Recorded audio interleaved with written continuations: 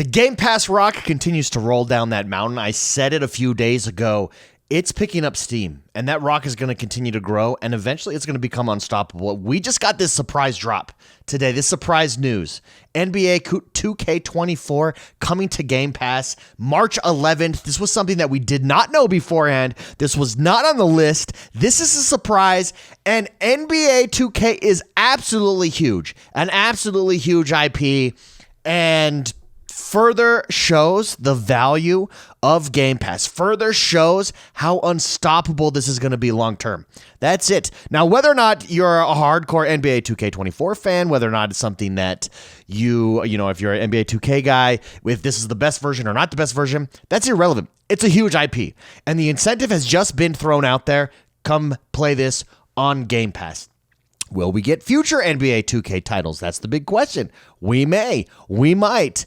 And this makes March's lineup for Game Pass absolutely huge. Let's go through it real quick. We've got NBA 2K March 11th. Warhammer dropped earlier this week. Warhammer Bolt Gun. That's huge. We've got Lightyear Frontier, March 19th. That's another big one that's coming for me. There's a bunch in between there. I'm just hitting the big ones. March 19th also is MLB The Show 24, another sports title on Game Pass. Sports titles are huge, guys. If you've never played a sports title, if you're not into sports games, they're huge. That's a big audience out there, and it coming to Game Pass, absolutely giant. Then on the 28th, don't forget, we've got Diablo 4. Diablo 4, one of the biggest games of last year.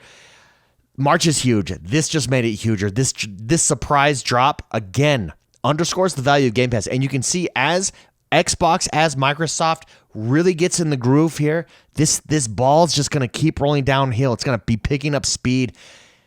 And I think it's going to crush anything in its path. I genuinely believe that. I can see it. You can see it in the conferences that have led up to this.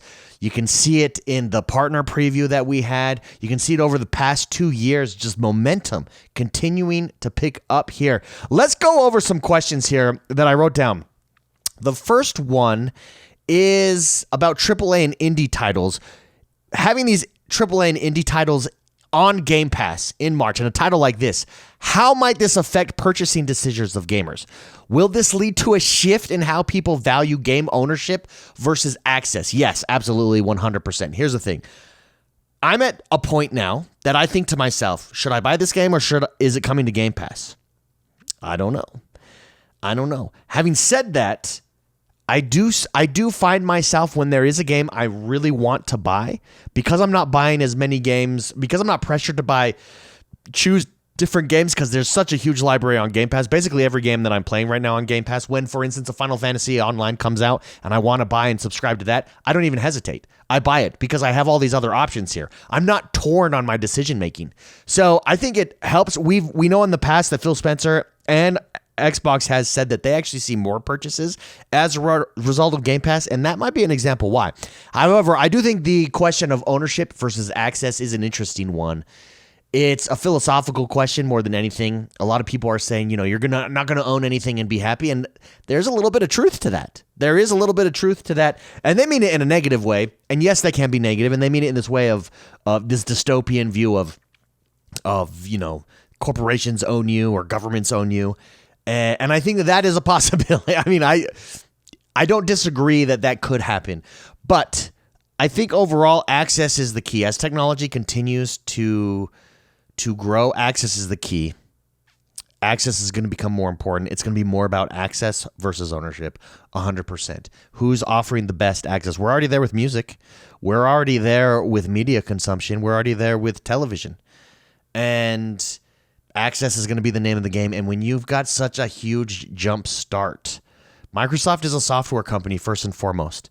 When you look at its chief rival, Sony, I would say in the gaming space, Sony's a hardware company first and foremost. And you can see the differences there with just their successes. And I think Xbox is doing Microsoft is doing what it knows best with Xbox, and that's software, and that's Game Pass.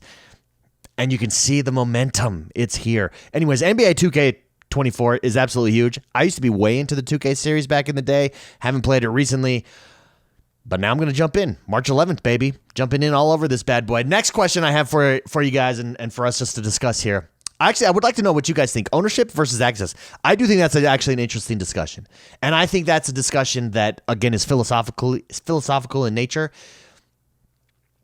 I want to own, but I also want access. And I see the benefits to access versus owning via subscription services. I can see potential downside in that if it's abused and they control your library, essentially. But yeah, I would love to know what you think. I'm not fully fleshed it out yet because I think Game Pass is such a great value and it's benefiting me. I'm playing more games than I've ever played before. I'm getting exposed to more games than I've ever played before. Love to know what I'm missing. Let me know in the comments below. Last question here before we end. What a great way to end the week, by the way. As Xbox Game Pass continue to add high-profile games to the library, what implications does this have for the future of gaming ecosystems and the competition between platform-exclusive content and subscription services? It's no longer about, first of all, first-party titles become less important, I believe, in a Game Pass model. And I've said this before. First-party titles are important to get people maybe to, especially if they're high-profile first-party titles, like, for instance, PlayStation's got Spider-Man, which is a fantastic and mind-blowing game. That could definitely drive people to a subscription service. Having said that, games like this being offered, I think, equally drive people to a game subscription service. It's no longer, it really takes the pressure off of everybody. It takes the pressure off of publishers. It takes the pressure off of Xbox to be pumping those out, or a PlayStation, or you can rely on, hey, we need diversity. We need to get everybody in here. What type of game do these people like? Oh, first-person shooters? Okay, let's get a couple of those games into our Game Pass service. What kind of games do these people like? Oh, they like strategy games. Oh, they like sports games. Let's get them. So it's more about variety, and I think that's how the ecosystem is going to change. I think that's the focus of the ecosystem. I don't even know if that makes sense. That makes sense to me, though. I would love to know what you guys think. Let's have a discussion here. If you like this video, guys, overall, I mean, it's just huge news that NBA 2K24 is coming to March. March is an absolutely huge month, a banger lineup for Game Pass. The momentum is growing. That rock is tumbling down the hill. It's growing from a pebble to a rock to a stone to a boulder to something that's going to be unstoppable. And I think we're in the midst of that. We're in the midst of this shift in gaming, and Xbox is leading the way, I believe, with Game Pass. But hit that like button, subscribe to this channel. Let me know what you guys think in the comments, and I'll see you guys next time. Bye-bye.